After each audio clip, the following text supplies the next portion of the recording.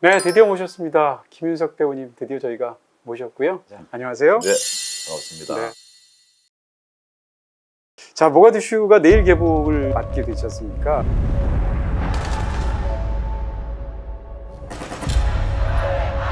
우리 이런 상황 서울 본부에서는 아예 모르고 있는 거겠죠?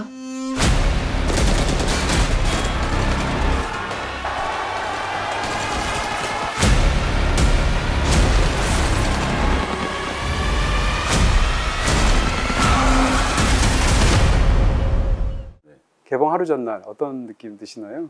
현재까지는 뭐 예매율도 뭐 지금 뭐 1위라고 하고, 네네. 그다음에 뭐 지금까지 이제 시사회를 통해서 나온 평들이 나쁘지 않아서 좀 기대는 하는데. 네. 저 이제 이 영화의 그 프로덕션 그 기간들을 제가 체크하면서 굉장히 신기하다고 생각이 든 게, 이 영화가 촬영한 게 그러니까 2019년 11월부터 네, 2020년 2월 초까지 했다고 제가 네네. 들었습니다. 네, 그러니까 맞습니다. 그야말로 코로나가 전 세계적으로 확 번지기 직전에 끝난 거잖아요. 그렇죠. 네. 그런 면에서 본다면 굉장히 운도 좋은 영화인 것처럼 느껴지는데. 한 마지막 4회차 정도 남겨놓고 모로코에서도 코로나 네. 얘기가 나오기 시작하더라고요. 그랬었죠. 예. 그렇게 생각한다면 이제 어떻게 보면 프로덕션 기간도 굉장히 잘 맞은 건데요. 네. 기본적으로 이 영화는 영화에 담겨져 있는 빛 자체가 네. 굉장히 다르잖아요. 우리나라에서 볼 수 없는. 예. 현장에서는 그런 날씨의 영향 같은 걸 굉장히 크게 받으셨을 것 같아요. 예, 일단 태양이 딱 뜨기 시작하면 네. 일단 모든 건물과 거리와 네. 하늘이 완전히 달라지죠. 근데 네. 그게 또 이거 최영환 촬영 감독이 네네. 또 그걸 살리기 위해서 또 에너모핑 렌즈라고 이게 빛의 파장이 훨씬 더 길어지는 네. 이제 옛날 필름 룩을 만들어내려고 렌즈를 썼는데 네. 찍어 놓은 걸 보면 야 정말 옛날 영화 같은 느낌을 살렸다. 예. 사실은 이제 그 4개월을 거기서 찍으면서 한국을 왔다 갔다 하신 게 아니죠? 내내 거기 계셨던 거죠? 일단 우리나라에서 거기를 가려면요. 네. 비행기 2번 갈아타고 그다음에 이제 네. 내려서 마라케시라는 곳에서 네. 다시 자동차로 이제 거의 그 비포장에 가까운 길을 한 네. 4시간 가까이 가야 되거든요. 4개월 동안 있다 보면 배우들끼리 서로 이제 같이 합을 맞추는 연기자라는 생각도 들겠지만 일종의 약간 뭐 전우회 이런 느낌도 드셨을 것 같아요. 일단 네. 뭐 저도 처음이고 그렇게 온전히 4개월을 올 오케로 네. 각오를 단단히 했는데 네. 그냥 저는 전후에 생기고 식구 같은 느낌은 뭐 완전히 뭐 말할 것도 없었고, 배우뿐 아니라 스태프들도 다 함께 똑같은 숙소에서 그냥 한 숙소에서 다 있었거든요. 네. 저는 사실 이제 이 영화를 보고 제일 놀란 게, 야, 이런 프로덕션을 한국 영화가 구사할 수 있구나 이런 느낌이었어요. 그러니까 프로덕션의 승리 뭐 이런 느낌이 들 정도로 네. 현장에서 사실은 이제 이런 대규모의 영화를 어떤 실내에서 찍는 것도 아니고 네. 정말 어마어마한 혼란 자체를 연출하는데, 혼란을 연출하는 것은 정말로 정반대로 질서 있게 연출을 해야 되지 않습니까? 그렇죠. 거기서 이제 수많은 보조 출연자 300명에 가까운 사람들까지 나오고, 거기다가 뭐 촬영 액션부터 시작해서 수많은 것들이 있는데 영화를 보면서 그게 전혀 불안하게 안 느껴지더라고요. 전 그게 제일 놀라웠는데. 저는 깜짝 놀랐어요. 저도. 그렇죠. 예. 네. 왜냐하면 모로코 사람들은 네. 아프리카계 인종이 아니거든요. 네. 그러면 그 소말리아 모가디슈인데, 모가디슈는 100% 아프리카계 다르죠. 인종들인데 그 배우들을 어떻게 데리고 올 거냐라는 건데, 그걸 그렇게 그 프로덕션에서 몇 개월 전부터 전부 온라인으로 다 오디션 신청을 받아서 네. 동영상 같은 걸 보고 이제 네. 캐스팅하고 그렇게 했다라는 게 정말 대단한 것 같아요. 네. 정말. 그 많은 현장에서 그 배우들도 심지어는 이제 국적도 여러 가지고, 또 이탈리아 대사관도 나오고, 그렇죠. 그다음 모로코에서는 원래 프랑스어를 또 쓰기도 했었고, 네네. 거기다가 또 아랍어를 쓴 데다가 예. 소말리아 사람들은 또 소말리어를 쓰지 않습니까? 그렇죠. 이러니까 이게 벌써 4개, 5개의 언어들 이게 가능한. 그 현장에서 그걸 어떻게 영어로 다 영어로 하나요? 아니요. 네. 예, 그 통역하는 사람 중에서 프랑스어를 하는 사람이 있었고, 네. 영어를 하는 사람이 있었고, 네. 이렇게 계속 있었어요. 스페인어가 가능한 네. 사람들. 기자간담회 때 이제 김윤석 배우님이 하신 얘기 인상적인 게, 낯선 외국 배우들과의 코워크에 대해서 굉장히 이제 네. 그분들에게 또 감사를 드리기도 하면서 굉장히 깊은 인상을 받으신 것 같아요. 네. 어떤 측면에서? 그러니까 이제 그 칼릴이라는 역할을 네. 맡았던 그 분은 담배를 못 태우세요. 아예.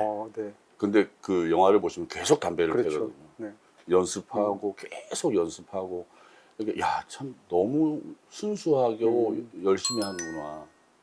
그 모습에서 사실 좀 감동을 받았어요. 네. 사실 이제 안전사고 같은 것이 날 수 있을 만한 그렇죠. 그런 환경일 텐데. 네네. 네, 더군다나 이제 총기 같은 것도 굉장히 엄격하게 관리를 한다면서요, 모로코에서. 아우, 총소리가 나는 장면 같은 경우에는 다 미리 얘기를 해야 되고. 아, 예, 또 거기가 아랍 지역이기 때문에 네. 그 아잔이라고 하는 기도 시간이 있잖아요. 네네. 하루에 한 다섯 5번 번씩? 정도 네. 하죠. 예, 딱 그때 되면 다 멈춰야 돼요. 다 스톱, 자전거 5분간 쉬고. 예. 어떻게 보면 그런 상황을 영화에 넣은 것처럼 보이네요. 영화에서 애초에 탈출을 할 때 그 그렇죠. 시간에 맞춰서 탈출을 시작하잖아요. 네, 예, 그런 약간 부분도? 섬찟한 장면이죠. 다 같이 함께 예배를 예, 드리고. 예배를 드리는데 옆에는 네. 총이 있고. 자, 이제 그 프로덕션 이야기를 하는데 사실 이제 이게 공간적으로도 이국적이지만 시간적으로도 벌써 한 30년 전이지 않습니까? 첫 장면이 저는 이제 굉장히 재밌었는데 일단 김선희 씨 복장이 한복을 입고 있었고 네네. 안경 이렇게 큰 옛날에는 안경도 이렇게 굵은 안경이었잖아요. 그렇죠. 소말리아 대학 앞에서 이제 기술 지원의 형식으로 파견하는 그런 예. 이제 행사를 하는 것이 영화의 첫 장면이었는데 그 한대사가 이제 굉장히 이제 허둥허둥되잖아요. 왜냐하면 아직 서기관이 도착하지 않았으니까. 네. 플랜카드를 놔두고 와가지고 네. 제일 중요한 거. 네. 그런 면에서 그런 어떤 의상이나 이런 뭐 헤어스타일이나 이런 쪽으로도 당시 분위기를 만들어내실 미술 쪽에서 하셨거나 네. 또 하셨겠지만 보셨겠지만 색깔도 그러니까요. 양복 색깔 쑥색 비슷한 네네네. 느낌이라서. 네. 그런 느낌이 있고요. 그리고 나서 두 번째 장면으로 등장하는 게 조인성 씨인데 조인성 씨는 스스로가 굉장히 이제 공항에서 멋지고 세련되고 이렇게 강력하게 연기를 한다, 행동한다고 생각하지만 사실 굉장히 이제 모양이 빠지는 걸 보여주지 않습니까? 네, 그렇죠. 그러니까 모양을 잡으려고 하는데 모양이 안 잡히는 인물이라서 재밌는 부분이 있을 텐데 네. 이런 식으로 이제 현장에서 그 동료 배우들하고 같이 이렇게 합을 맞추거나 연기를 하면서 배우들을 보시면서 어떤 생각이 드셨어요? 저희는 그런 상황을 사실은 즐겼어요. 네. 이 촌스러운 이 사람, 조인성 씨도 그걸 되게 즐기더라고요. 코미디 연기 굉장히 잘하시는 것 그러니까요. 같아요. 사실은 네. 코미디 연기가 아닌 것처럼 보이지만 그렇죠. 네. 예. 나머지 배우분들에 대해서 좀 여쭤보고 싶습니다. 일단 김소진 씨는 부부로 나오셨는데 바로 전작에서는 사실은 부부가 되어서는 안 되는 관계로 미성년에 나오셨잖아요. 네. 네. 그러니까 그걸 연결해서 생각하면 거기서 이혼을 하고 다시 결혼한 건가? 뭐 이런 생각이 들기도 하던데. 이건 저는 캐스팅과 아무런 관계가 없고 네. 저는 감독님한테 들었습니다. 부인 역할로 김소진 씨가 캐스팅이 됐다 해서 그래요? 네. 분명히 사람들이 뭐라고 할 하겠다. 거다. 이건 분명히. 그리고 이제 사실은 영화에서 구도가 대립 구도가 작은 구도가 계속 들어 있어요. 예를 그렇죠. 들어서 이 북한 대사관 사람들을 받을 것인가 말 것인가를 놓고 이 참사관하고 대사하고 약간 구도가 있고요. 네. 갈등 구도. 네. 그 다음에 또 이제 주로 파트너로 연기하게 되는 건 허준호 씨지 않습니까? 그렇죠. 북대사, 림 대사로 나오는데 허준호 씨와 연기는 또 어떠셨는지. 그 현장에서 있는 그 촬영 없을 때 있는 모습이 네. 사실은 그 영화 속의 임대사의 모습하고 약간 겹치는 부분이 있는 것 같아요. 초반에는 이렇게 대결 구도일 때는 카리스마 가득한 그런 연기처럼 보이는데 뒤로 가면 갈수록 굉장히 덕장처럼 네. 후덕한 사람처럼 네. 인자하게 나와요. 현실을 딱 파악해서 나설 때만 나서고 나서지 않아야 될 때는 그냥 참고 있고. 네. 이 영화의 이제 후반부를 보면서 이제 연기를 잘 모르는 그 평론가니까요. 제 입장에서 본다면 놀라운 것이 이 영화에서 연기가 굉장히 힘들었을 것 같은 생각이 듭니다. 왜냐하면 이제 연기라는 것이 이제 본인이 이제 뿜는 어떤 액션도 있을 것이고 어떤 상황에 대해서 자기가 당하는 리액션도 있을 텐데 네. 이 영화의 이제 중반부터 후반까지는 계속 리액션밖에 사실상 없는 거예요. 네. 한대사 입장에서는 본인의 어떤 의지나 이런 걸 판단해서 어떤 일을 하기도 하지만 대부분의 경우는 이게 진짜 나라 전체가 엉망진창이 되는 그런 내전 속에서 사실은 본인은 계속 당하기만 하는 거고 또 차량을 타고 탈출하는 장면에서도 사실상 응대에서 싸우는 것도 아니지 않습니까? 그런 부분에서 리액션만 연기를 하셔야 되는데 그런 게 어떤 경험인지 굉장히 궁금해집니다. 제가 맡은 배역들 중에서 조직 속에 있는 배역은 아마 뭐 형사를 제외하고는 직업 자체가 비중 있는 역할인 건 처음인 것 같은데 네. 형사는 이제 범인을 잡는 목적이 뚜렷한 있는 그 동선이 있다면 네. 이 대사는 아니 말은 뭐 외교 총력전을 펼친다고 하지만 어떻게 네. 군대를 동원하는 것도 아니고 무슨 그렇죠. 네. 찾아가서 그냥 아부하고 그냥 선물 갖다 주고 그냥 면담이라도 한번 해서 좀 잘 좀 부탁한다 이 정도밖에 안 되는데 그러나 더군다나 그 조직이라는 것이 회사도 아니고 이제 공무원이다. 네. 사실 그거죠. 한 3주 남았으면 3주 그렇죠. 있으면 이제 본국으로 귀국을 하고 네. 그다음에 이제 다시는 아프리카로 안 가겠죠. 더군다나 또 그 조인성 씨가 맡았던 그 역할이 양기부잖아요. 네, 그러니까요. 이게 그 사람이 제 직원으로 직책은 부하 직원이지만 사실 부담스럽죠. 눈에 가시죠. 네. 예, 왜냐하면 혹시라도 말실수라도 하면 예, 견제, 관리, 감시 다 하는 사람이거든요. 네. 협력하기도 네. 하지만 그러니까 말 한마디도 조심해야 되고 그런 상황에서 그러니까 그 정만식 씨 서기관하고 둘이서 티격태격해도 제발 참으라고 그러잖아요. 네. 예. 정만식 씨하고 있을 때는 조인성 씨 욕을 하고 그러니까 조인성 씨하고 있을 때는 정만식 씨 욕을 하고 그러니까요. 네. 그러면서 그냥 달래고 어떻게든지 그냥 지금보다 더 사이좋게 지낼 필요도 없고 네. 요만큼만 하자. 네. 그런 사람이 이제 이 일을 겪게 된다는 네. 것도 저는 재밌었어요. 그게 사실 굉장히 흥미로운 부분. 그때 네. 사실 대사도 굉장히 인상적이어서 좋아서 네. 그때 뭐 이제 공서기관 그러니까 정만식 씨를 놓고 그런 얘기 하잖아요. 사람 되기 전에 외교관이 먼저 된 사람이라서 이렇게 뭐 얘기하는데 네, 네. 그 대사도 굉장히 재밌고 네. 그 직전까지는 이제 또 그 공서기관하고 이 강참사 욕을 했지 않습니까? 네. 그런 식으로 어떻게 본다면 이 극중에 등장하는 사람은 본인이 이제 그 임기 기간 중에 사건만 안 일어났으면 좋겠고 그냥 네. 조용히 지나갔으면 좋겠고 이런 식으로 어떻게 보면 약간 복지부동하는 느낌도 있고 맞습니다. 그렇죠? 근데 그런 사람들이 본인의 어떤 그 6명만 이끄는 것도 아니고 이 갑자기 자기가 적극으로 상대했었던 북한의 10몇 명까지 같이 이끌면서 이 모든 일을 끌고 가야 된다. 네. 이 설정이 이 인물의 가장 흥미로운 측면이 아닌가. TV 모든 방을 가볍게 너무 날일다. BTV 에어. 장면별로 좀 여쭤보고 싶습니다. 이제 초반에 이제 그런 푸근하면서 이제 재밌는 장면들도 좋았는데요. 이 영화에서 예를 들면 어제 문을 열어주지 말았어야 할 텐데 했었는데라고 네. 이제 이탈리아 대사관에서 말을 하는데 네. 그 어제 해당하는 날 문을 열어줄까 말 것인가가 영화에서는 굉장히 중요한 분기점이지 않습니까? 네. 근데 이제 밖에 와서 위에서 발코니에서 처음에 내려다보고 혀를 차면서 얘기하다가 바로 담장을 사이에 두고 이제 림 대사랑 얘기하는 부분이 있는데 림 대사가 뭐 아이들하고 여자들이 있어 이런 식의 이야기를 하면서 쉽게 얘기하면 이제 대사로서의 자존심을 낮춰서라도 받아달라고 애걸을 하는 거잖아요. 그렇죠. 네. 그 장면 찍으실 때 어떠셨어요? 그때는 이제 그 인물은 사실은 약간 부정적인 감정을 갖고 있었잖아요. 그렇죠. 네. 그러니까 처음에는 2층 발코니에서 믿지 않아요. 네. 저는 중국 대사관에 가려고 했는데 뭐 어떻게 돼서 했다. 그럼 조인성 씨가 탁 저를 보면 제가 눈 감아요. 한 마디도 들으면 안 된다. 이제 네. 세뇌다 간다. 우리 모두 비무장이다 하면 비무장 또 무슨 꽁꽁이라고 비무장이란 말을 하지라는 정도로 계속 의심을 하다가 그 담벼락에서 인간 대 인간으로서 봐서는 안 될 걸 보게 되죠. 네. 아이들, 가족들.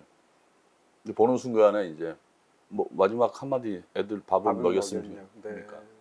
그때 그 다음 장면이 또 식사 장면이지 않습니까? 네. 근데 식사 장면이 좁은 공간에 그 한 20명 넘는 사람들이 쫙 앉아서 네. 근데 그 순간조차도 사실 복은 남을 믿지 못해서 식사를 못 뜨고 있는 거잖아요. 그렇죠. 그 식사 장면 연기하실 때 또 어떠셨는지. 감독님이 일단 원하신 거는 네. 더워서 환장하겠는데 불은 안 들어오고 촛불만 켜놓고 네. 땀을 삐질삐질 흘리고 네. 모기들이 막 날아다니는 네. 와중에 그 사람들은 이제 완전히 그 강도를 당해가지고 쫄쫄 굶고 여기까지 완전히 지금 녹초가 되고 허기가 질대로진 상태인데 그게 그런 것 같아요. 한신성 대사의 성격이기도 하고 네. 또 약간 그 당시에 우리나라 사람들의 그런 미덕이 있죠. 드렸으면 뭐라도 대접을 하는 어떤 그런 게 있잖아요. 네. 그리고 이미 애들이 저렇게 배가 고파가지고 막 그렇죠. 그래서 일단 밥이라도 한 끼 먹이고 뭐 보내든지 뭐 그러자 해서 밥 주고 빨리 보내 뭐 이런 생각을 했었겠죠. 네. 근데 그 장면에서 저희는 보면서 좀 약간 자기들끼리 약간 짠하기도 하고 웃기기도 한 게 네. 지금 그 나라에서 깻잎을 나눠 먹을 수 있는 사람, 깻잎 네. 먹는 사람은 우리들밖에 없잖아요. 그렇죠. 깻잎 자체가 한국에서밖에 안 먹는 그렇죠. 음식이죠. 예. 그 디테일 굉장히 좋다는 생각이 들었습니다.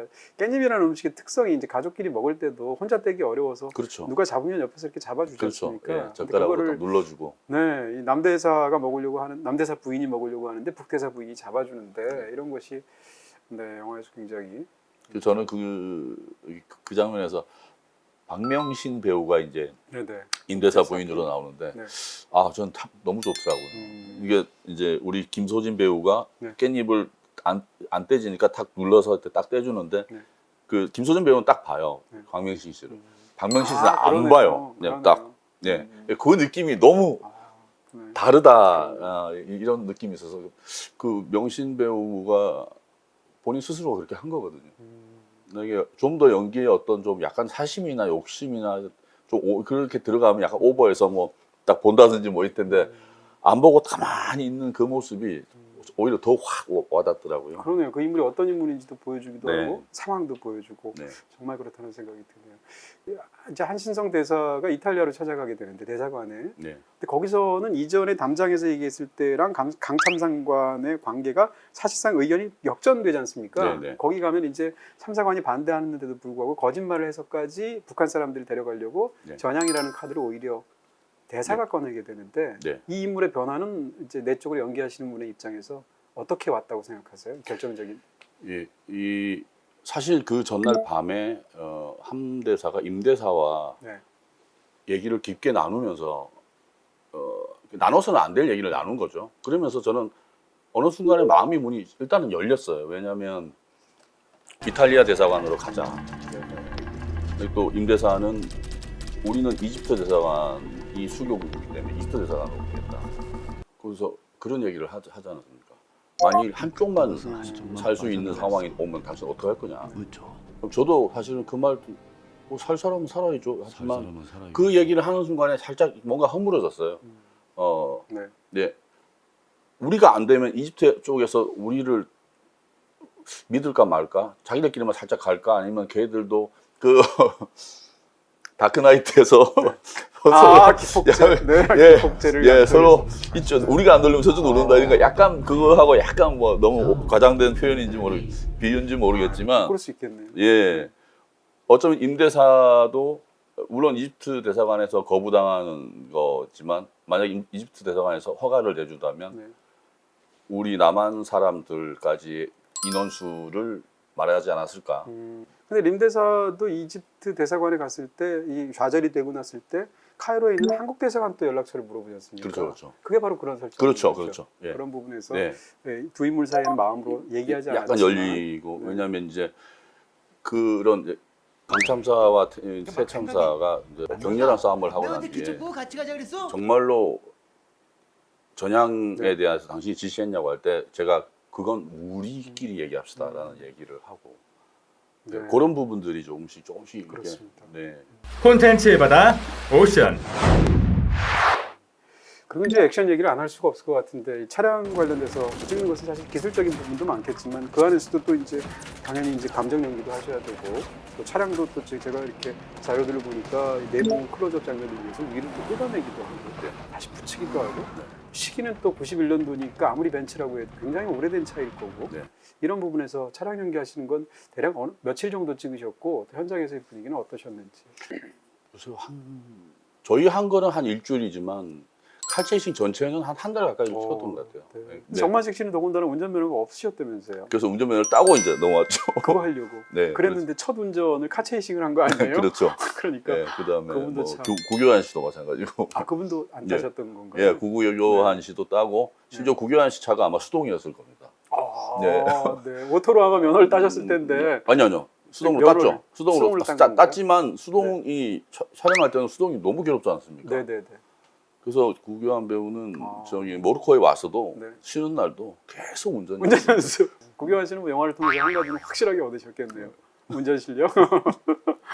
네, 사실 영화에서 가장 제가 좋았던 거는 비행기 안에서의 장면입니다. 네. 마지막에. 네. 근데 그 장면을 굉장히 연출도 조용하게 했고, 네. 그 다음에 그 안에서도 어떤 중요한 사실 이제 그 국가보안도 있고 그렇죠. 그런 상황에서 이제 내려도 모르는 척하고 이제 각자가 가야 네. 안전이 보장이 되는 거잖아요. 그렇죠. 그 상황에서 이제 본인이 어떤 뭐라고 그럴까요? 그 사이에 쌓인 정도 있을 거고 그럼에도 불구하고 양쪽의 안전을 책임져야 되는 어떤 말하자면 부탁이나 지시 같은 걸 내리시는데 그 톤이라고 그럴까요? 저는 그게 이제 너무 이 영화에서 감동적이고 좋았어요.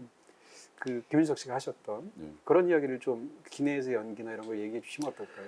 이제 그 사실 그 전에 또 이제 마지막 카체이싱 직전에 출발하기 전에 이제 한 대사가 다들 이탈리아 대사관에서 무사히 만납시다 하고 그냥 그렇죠. 이제 뭐 그걸 막 이렇게 막 감정적으로 막 쫙 깔리는 것도 아니고 그냥 건조하게. 예, 건조하고 그냥 던지고 그냥 하는데 저 약간 다들 사실은 그 장면 찍을 때 사실 다들 울컥했어요. 이상하게. 실제로도 뒤에 찍으셨나요? 그렇죠. 아, 예, 그 라바트에 가서 찍었거든요. 네네. 에사오이라에서 거의 95% 정도를 다 찍고 네. 예, 거의 마지막 이제 몇 회차 안 남았을 때 찍은 감정 배우들도 감정이 다 다 올라와. 업돼 왔었죠. 네. 이제 왜냐하면 그 상황을 다 찍었으니까. 네. 그래서 저도 이제 뭐 자, 여기 지금 이쪽에 와 있고 뭐 와 있으니까 뭐 절대 안 지가면 안 되고 맞춰 저쩌고 하다가 이제 약간 어디서부터 임대사님 그 저 통솔 잘 좀 부탁하시고 하는데 아, 약간 이게 이상한 거죠. 이게 내가 뭐라고 임대사님 통솔 좀 부탁한다는 말을 할 자격도 없는 사람이 왜 그런 말을 하게 될까? 그러면서 이제 우리는 여기서 작별 인사를 합시다 할 때 좀 이상했어요. 네. 배우들이 다들 이상하더라고요. 그래서 그 장면에 그런 어떤 울컥한 분위기가 관객들한테 전달이 되는 게 아닌가. 이게 전향에 관해서 이제 전향이라는 게 사실 끝에 가면 별게 아닌 게 되지만 어쨌건 계속 그걸 끌고 온 상황에서 필요하시면 네. 같이 가셔도 된다라는 말로 네. 이렇게 우회적으로 이야기를 하지 않습니까? 네, 그런 예. 부분들도 그렇죠.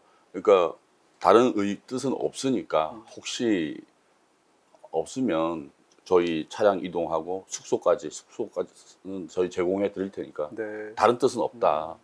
뭐 그랬는데 뭐 이탈리아 대사관에서 연락이 됐다고. 네. 예, 근데 뭐 그럼 됐구나. 네. 그러니까 사실 그 마지막에 그 버스를 타기 전에 제가 이제 타기 전에 저쪽을 볼 수는 없는 거고 그쵸. 북쪽을 볼 수는 없으니까 조인성 씨를 한번 이렇게 보고 잠깐 보다가 서로 눈빛 교환하고 이렇게 이게 타잖아요. 근데 그러니까 뭐 그런 얘기들을 했어요. 저희는 뭐 이 사실을 몰라야 되잖아요. 네. 그렇죠. 북쪽은 네, 네. 절대 그게 나가게 되면 이 사람들은 바로 그쵸. 재판에 들어가겠죠. 네. 그게 우리가 지금 이래서 왔지만 정말로 저 사람들한테 한마디도 안 새 나가는가에 대한 그 안전에 대한 걱정. 그 사실 촬영하기 전에 감독님하고 만나서 모로코 가기 전에 이 영화를 가지고 이제 뭐 블랙 호크 다운이니 뭐 아르고 얘기를 아르고, 했지만 네. 저희는 그 얘기를 했어요. 스파이 브릿지. 아, 네. 예, 스파이 브릿지 얘기를 그러네요. 했거든요. 약간. 예, 그 마지막 그 다리에서 예, 내가 보내잖아요. 예, 내가 뒷자리에 앉으면 뭐 이런 거고 옆에 타면 뭐 이런 약간 미묘한 그 느낌이 꼭 스파이 브릿지 같은 느낌이 좀 있어가지고 정말 그러네요. 네, 감독님한테 이제 그 얘기를 하셨고 했고 자, 그 영화를 이제 사실 그동안 굉장히 많은 그 좋은 영화들을 촬영하셨고 찍으셨고 또 이제 저도 이제 오면서 그 필모그래피를 한번 이제 머릿속에서 떠올려봤는데 김윤석 배우님의 좋은 영화들이 너무 많잖아요. 근데 이 모가디슈까지 오셨는데 찾아보니까 연기를 시작한 게 88년도에 시작하셨더라고요. 뭐라 그럴까? 연기 경력은 그 전에도 굉장하셨지만 영화 쪽으로 이제 많이 알려지시게 된 거는 사실상 이제 범죄의 재구성 혹은 이제 타짜 이때부터인데 그렇죠. 그렇게 따져도 한 16년, 17년 이렇게 되셨어요. 네, 이제 그런 상황에서 이제 굉장히 많은 영화를 찍으셨는데 이 모가디슈가 특별히 달랐던 연기자의 측면에서 어떤 게 있으셨습니까? 네, 그 이번 영화를 보면서 연기자의 측면도 연기자의 측면이지만 영화인으로서 생각을 해보면 네. 전 세계에서 가장 파워풀한 막강한 힘을 가진 게 우리나라 감독님이잖아요. 사실 네. 외국은 그렇죠. 그렇죠. 네. 외국은 편집 사실은 권한이 네, 네, 예, 권한이 굉장히 편집도 다 다른 하는 할 수도 경우가 없고 많고요. 근데 우리는 직접 편집 기사를 두고 네. 같이 편집을 하고 막 이런 네. 근데 이번 이 말도 안 되는 이 프로젝트를 보면서 이 슈퍼바이저 어떤 영화를 어떻게 준비하고 어떤 감독을 놓고 어떤 배우를 캐스팅하고 네. 또 스태프들 중에서 촬영은 누군가 하고 이런 슈퍼바이저의 단단한 어떤 그 네. 시스템이 네. 그건 하루아침에 이루어지는 게 네. 아니지 않습니까? 그러니까 그럴 수는 있겠죠. 이제 뭐 홍상수 감독님 같은 영화도 만들어 줄 수 있지만 네. 이 모가디슈 같은 영화를 영상화시켜서 스크린에 걸려면 네. 그 시스템들이 이제는 굉장히 중요하다. 제가 이제 이전에도 다른 감독님들을 만났을 때 이제 외국에는 이제 배우 출신으로 훌륭한 감독들이 굉장히 많잖아요. 네. 그랬을 때 한국에서는 누가 연출을 하면 잘할 것 같은가라는 질문들을 계속 드렸었거든요. 그 중에 제일 많은 분들이 얘기하신 게 다 김윤석 배우님이셨어요. 네. 아니나 다를까 2년 전에 이제 미성년이라는 굉장히 훌륭한 또 좋은 영화로 데뷔를 하셨잖아요. 근데 그렇게 감독을 어쨌건 영화 감독으로 데뷔를 하신 다음에 첫 영화가 이 영화란 말이에요. 네. 그러면 모가디슈는 더군다나 프로덕션이 중요하고 말씀하신 것처럼 시스템이 중요한 영화니까 네. 현장에서 당연히 이 배우로서 전체를 아우르는 앙상블의 어떤 중심이 되셨겠지만 다른 한편으로는 이 감독의 눈으로도 계속 이 그렇죠. 상황을 보셨을 것 같아요. 그렇죠. 예. 그럴 때. 아, 네. 그러니까 그 본 시리즈 감독님인가? 그분이 아마 거의 독립영화 같은 것만 찍다가 그랬었죠. 왔는데 맞습니다. 뭐 난리가 났잖아요. 네. 이제는 네. 새로운 이야기도 중요하지만 우리가 늘 알고 있는 그런 옛날 뭐 늘 알고 있는 그런 평범한 얘기 같은 것도 새로운 시각으로 예, 접근하는 것이 너무 중요하다라는 생각이 들더라고요. 예, 모가디슈 보면서 와, 이거는 자극을 굉장히 많이 받으셨겠죠. 이건 한 사람의 힘으로 되는 것이 아니고 이건 시스템이고 맞습니다. 이거는 오랜 시간 동안 함께 해왔던 스텝과 동료들의 어떤 믿음이 없으면 이건 해결이 되지 않는다. 이거는 오랜 시간이 필요하다. 바로 이제 그런 면에서 이제 사실 그동안 이제 필모그래피에서 가장 큰 대중적인 성공을 거둔 영화는 도둑들이지 그렇죠. 않습니까? 네. 도둑들로 1,000만 명이 넘는 어떤 배우 입장에서 굉장히 짜릿할 것 같은데 반면에 어떤 영화는 이제 영화가 굉장히 잘 만들고 좋은데도 불구하고 그만큼 관객의 선택을 못 받는 경우도 있잖아요. 네. 숫자로만 따지면 물론 영화가 규모가 작지만 미성년도 그랬었고 네. 해무 같은 영화도 좀 그런 부분이 그렇죠. 있었고요. 이렇게 이제 오랜 세월 어떤 영화는 정말 대형 흥행 1,000만이 넘는 영화도 하시고 또 어떤 영화는 정말 마음을 다하셨는데 상대적으로 조금 더 스포트라이트를 못 받고 네. 이런 상황에서 흥행이 되는 영화와 안 되는 영화 하고 나셨을 때 느낌 같은 것은 어떠신가요? 흥행이 안 되면 네. 괴롭죠. 아무리 칭찬 많이 받아도 아, 힘들죠. 그래서 방금 말씀하신 것처럼 네. 그렇게 흥행이 잘 되는 영화와 네. 흥행이 안 되는 영화를 잘 데리고 가려면 슈퍼바이저가 필요하다. 아, 이거는 이런 거에 대한 전문가가 필요하다. 전문가의 조언도 들어야 되고. 모가디슈 보면서 다시 느끼셨나 봐요. 예, 그거는 제작과 스텝과 네. 그 모든 것들이 너무나 일사불란하게 딱 예. 그렇게 보입니다, 실제로. 사실 이제 우리가 그 김윤석 배우님을 생각하면 일반적으로 관객들이 떠올리는 게 이 연기에 뭐라고 할까 영화로 본다면 전반기에 해당했던 굉장히 강력한 캐릭터들을 네. 많이 떠올리지 않습니까? 네. 근데 최근에 영화들로 오면서 뭐라고 그럴까요? 이제 영화들 자체가 전체적으로 굉장히 연기를 굳이 얘기한다면 좀 부드러운 쪽의 연기를 좀 더 많이 하셨던 것처럼 느껴져요. 네, 네. 그래서 여쭤보는 건데 배우 입장에서 이제 악역을 연기할 때랑 네. 정반대로 이제 부드럽게 전체를 아우르는 미성년이나 아니면 네. 또 모가디슈처럼 네. 이런 영화를 연기할 때랑 배우의 어떤 마음가짐이나 생각은 어떻게 다르게 되나요? 그 악역은 이 영화, 이 드라마에서 이렇게 어떤 해줘야 될 목표 지점이 있어요. 그렇죠. 네, 예, 그 네. 강력한 네. 뭐가 있어야 돼요. 이게 살아야지만이 네, 네. 상대적인 선한 역들이 또 부각이 되거든요. 네. 그래서 그 악역은 그런 부분에 대한 부담은 있어요. 음. 해내줘야 된다. 이거는 뭐냐면 참으로 강력하다. 이거는 외적으로만 강력한 게 아니라 내적으로도 굉장히 강력하다. 네. 그러니까 뭐 예를 들어서 뭐 박처장 같은 경우나 뭐 이 안으로 밖으로 다 강력하잖아요. 그렇죠. 그래야지 이게 사람들이 정말 정말 저 사람을 어떻게 이기겠나 이런 느낌이 들 정도로 그런 것을 획득해 달라고 하는 주문들이 있어요. 네. 예, 그런 것들은 이제 그렇고 저는 굉장히 둘 다 재밌어 하지만 부드러운 역할들은 아까 그 액션 리액션 말씀하셨는데 사실 리액션이 더 많은 경우가 많거든요. 그럴 수 있겠네요. 예. 하지만 그 리액션이 다음 단계로 가는 도약이 돼야 될 경우가 있어요. 네. 그렇죠. 예. 네. 그 다음 씬으로 가는 도약이 될 때가 있어요. 그 리액션을 획득을 했을 때 네. 되게 재밌는 것 같아요. 그러니까 내적인 어떤 만족감이나 희열이 있군요. 그렇죠. 그러니까 네. 예를 들어서 뭐 쫙 하다가 뭐 그 임대사가 만약에 한쪽만 살 경우도 뭐 어떻게 해서 이럴 때는 살살 못 살아야겠죠. 이 한마디로 이게 장난 아니구나 지금 이 상황이 뭐 이런 것들은 리액션이거든요. 그런 것들이. 네, 여기 지금 저 하얗게 오셨는데 여기가 사실 이제 제가 좋아하는 것들로 가득 채워놨거든요. 네. 근데 그 중에서 이제 이 공간이 아무리 그래도 무한정 크지는 않으니까 네. 한 DVD를 한 3개 정도 이렇게 모아다 놓고 김윤석님 사인을 해서 코너를 만든다라고 네. 한다면 그 3편의 DVD는 어떤 거를 추천해 주시겠습니까? 제가 어떻게 감독들한테 야단맞을 질문만 하시네. 아니 이건 어차피 3편밖에 안 되니 아까 또 미성년 얘기해 주셨으니까 미성년은 빼고 얘기해 주시면 본인의 연기에만 집중해서 영화 잔치의 어떤 총평이 아니고요. 네. 아니 이런 질문 사전에 하신다고 얘기도 안 하셔놓고. 그래서 이건 미리 질문지 안 드리죠 이런 거는. 그래요? 네. 그런가요? 네.